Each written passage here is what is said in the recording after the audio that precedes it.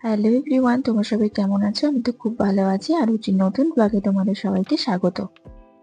দিনটা ছিল সোমবার। আমি বলেইছি আগে যে আমি শিবরাত্রির আগের দিন আমি বাবার বাড়ি এসেছি। তো আজ সকাল থেকেই ভিডিওটা শুরু করলাম। এটা সোমবারের ভিডিও। তো চলো আজ সারাদিন কি কি করলাম সেটাই আজ তোমাদের সাথে শেয়ার করি। সকালে উঠেই মেয়েকে তুললাম, মেয়েকে রেডি করে দিয়ে আমিও নিজে একটু ফ্রেশ হয়ে স্নান করে নিলাম। স্নান করে শিব পুজোটাও সেরে এলাম।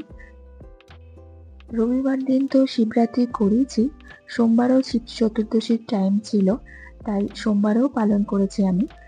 তাই সকাল সকাল স্নান সেরে নিয়ে শিব পুজোটা করে এলাম।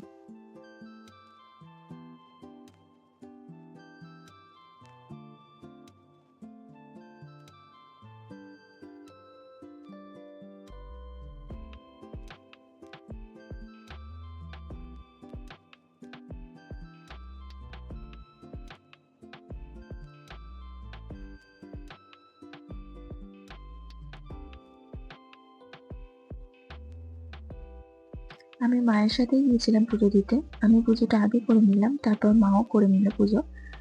আমার মেয়ে তো তার দিমাকে ডিস্টার্ব করেই যাচ্ছে।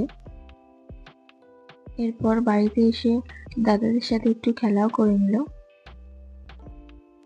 সারাদিন তো দাদাদের সাথে খেলতে খেলতেই ওর সময় চলে যায়, টাইমই দিতে পারে না আমাকে, এতটাই ব্যস্ত এখন।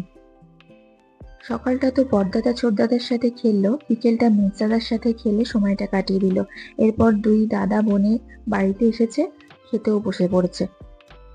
যেমন দাদাদের ছাড়া এক মুহূর্তও ওর চলে না, কিন্তু দাদাদের সাথে মারপিট করতেও একদম ছাড়ে না। কিন্তু এখন দেখো একা আছে ঠিক আছে, কিন্তু এবার দাদা আসবে, দাদার সাথে মারপিট শুরু হয়ে যাবে। একা আছে কিন্তু এখানে ও ১ থেকে ১০০ বার জিজ্ঞেস করেছে দাদা পড়ে কখন আসবে। তাই বা দাদা এলে মারপিটটাও শুরু হবে, তাহলে আরো ভালো করে জমবে, তাই না?